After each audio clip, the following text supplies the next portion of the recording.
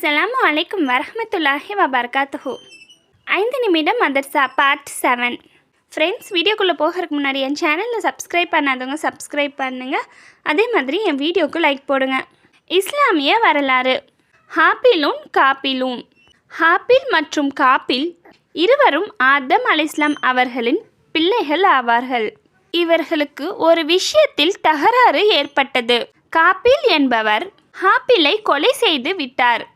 உலகில் நடந்த முதல் கொலை இதுவே ஆகும். இது சம்பந்தமான எந்த சட்டமும் ஆதம் அலைஹிஸ்ஸலாம் அவர்களின் ஷரியத்தில் இல்லை. எனவே சகோதரரின் பிணத்தை என்ன செய்வதென்று தெரியாமல் காபில் மிகவும் குழம்பி போயிருந்தார். அல்லாஹு தாலா ஒரு காக்கையின் மூலம் பிணத்தை அடக்கம் செய்யும் முறையை அவருக்கு கற்பித்தான். இதை பார்த்த காபில், இந்த காக்கைக்கு தெரிந்த விஷயம் கூட தமக்கு தெரியவில்லையே என வருத்தப்பட்டார். பிறகு தமது சகோதரர் சடலத்தை அடக்கம் செய்தார். அன்றிலிருந்து அடக்கம் செய்திடும் முறை நடைமுறையில் படுத்தப்பட்டது. காபிலை பற்றி குறிப்பிடும்போது முஹம்மது ஸல்லல்லாஹு அலைஹி வஸல்லம் அவர்கள், உலகில் அநியாயமாக யார் கொலை செய்தாலும் அந்த பாவம் காபிலையே சாரும். ஏனென்றால் அநீதியான கொலையை ஆரம்பித்த முதல் மனிதர் இவர்தான். எனவே மனிதன் தனது வாழ்க்கையில் எந்தவிதமான பாவகரமான செயல்களையும் தோற்றுவிக்க கூடாது. அல்லாஹ்வின் ஆற்றல்.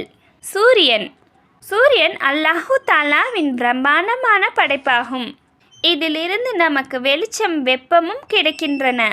இது தினசரி கிழக்கில் தோன்றி மேற்கில் மறைகின்றது.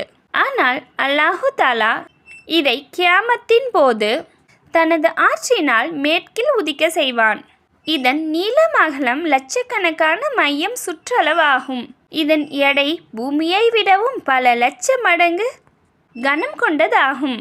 இவ்வளவு எடை கொண்ட பிரம்மாண்டமான சூரியன் நிர்ணயித்த வட்ட வளையத்தை தாண்டாமல் சுழற்றுவதும் கோடிக்கணக்கான மைல்களுக்கு அப்பால் உள்ள பூமிக்கு வெளிச்சத்தையும் வெப்பத்தையும் தருவது அல்லாஹு தாலாவின் பேராற்றலுக்கு ஒரு சான்றாகும். ஒரு ஃபரலை பற்றி. தீனில் தொழுகையின் முக்கியத்துவம். முஹம்மது நபி ஸல்லல்லாஹு அலைஹி வஸல்லம் அவர்களிடம் ஒருவர் வந்து அல்லாஹ்வின் தூதர் அவர்களே, இஸ்லாத்தில் அல்லாஹ்வுக்கு மிகவும் விருப்பமான அமல் எது என்று கேட்டார். நபி ஸல்லல்லாஹு அலைஹி வஸல்லம் அவர்கள் அதற்கு, தொழுகையை அதற்குரிய நேரத்தில் தொழுவது. தொழுகையை வேண்டுமென்றே விடுபவர் தீனை விட்டு நீங்கியிருப்பவர் ஆவார்.